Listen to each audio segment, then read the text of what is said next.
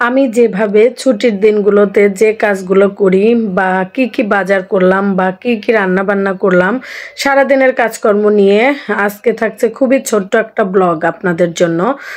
তো সবাইকে good morning. তো সকালে নাস্তা টাস্তা শেষ করে আমার হাজব্যান্ড গিয়েছিল বাজারে। সে বাজার থেকে যা বাজার করে আনলো নতুন ফল বাঙ্গি আর হচ্ছে স্ট্রবেরি, সাথে টমেটো, কাঁচামরিচ, লেবু, সাথে একটা নিয়ে আসছে পাতিহাঁস। পাতিহাঁসের মাংস কে কে খাইছেন অবশ্যই কমেন্ট করে জানাবেন।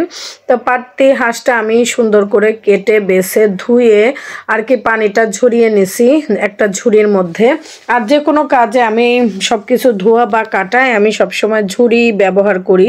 সেটা যারা নিয়মিত আমার ব্লগ দেখেন তারা তো অবশ্যই বুঝতেই পারছেন।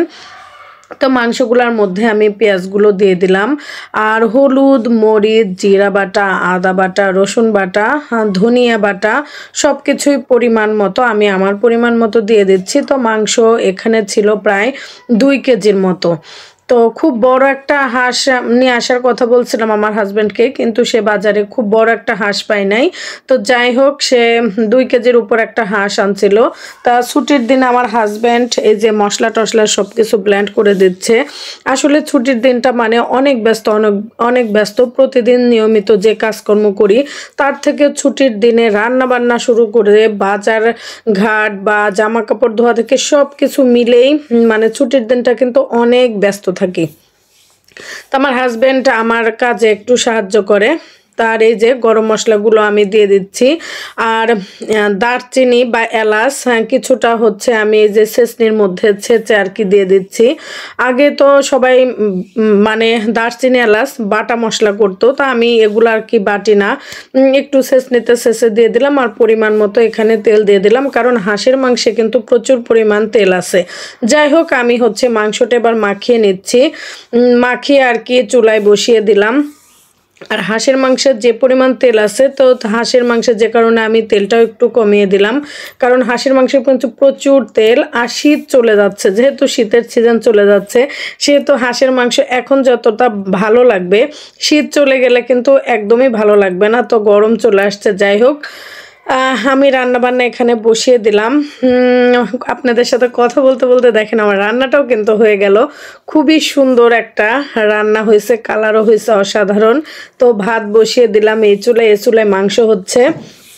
তো যেহেতু রান্না হচ্ছে সেহেতু আমি আরও ঘরের কাজ করতে হবে। তো পাপোশগুলো ঘরের এক জায়গায় রেখে দিলাম, এগুলো আর কি ধুবো। এখন আমি চলে গেলাম ঘর মুছতে। তো রান্নাবান্না এদিকে চলছে, ঘরও মোছা শুরু হয়ে গেছে। ঘরটর মুছে আর কি ফ্রেশ হয়ে গোসল করে ভাত খেতে বসবো। প্রতিদিনই আর কি যতটা চেষ্টা করি ঘরটর মোছার চেষ্টা করি, তবে ছুটির দিনের ঘর মোছাটা কিন্তু খুবই স্পেশাল, কারণ অনেক সময় আছে হাতে। তো আস্তে আস্তে আমি আমার ঘর বাড়িগুলো পরিষ্কার করে নিলাম, গোসল করে চলে আসলাম খাবার টেবিলে। তো সালাদ তো আমার থাকবেই। আর আমি যখনই খাবার খাই দুপুরে ছুটির দিনে, বিশেষ করে প্রতিনিয়ত সালাদ খাওয়া ওইভাবে হয় না, কারণ ওইভাবে সময়ও করতে পারি না। প্রতিনিয়ত আর কি কাকের মতো ঠোক পেরে আর কি আমি আমার খাবারগুলো খাই। তো আজকে হাঁসের মাংসটা খুবই কষা করে সুন্দর করে রান্না করে নিছি, সাথে আছে সালাদ, কাঁচা পেঁয়াজ, লেবু। তো এই মিলে আর কি দুপুরের খাবারটা শেষ করলাম। হাঁসের মাংসটা কিন্তু হয়েছে অসাধারণ, খুবই স্বাদ হয়েছে, খুবই দুর্দান্ত। তা আমার মতো কে এইভাবে হাঁসের মাংস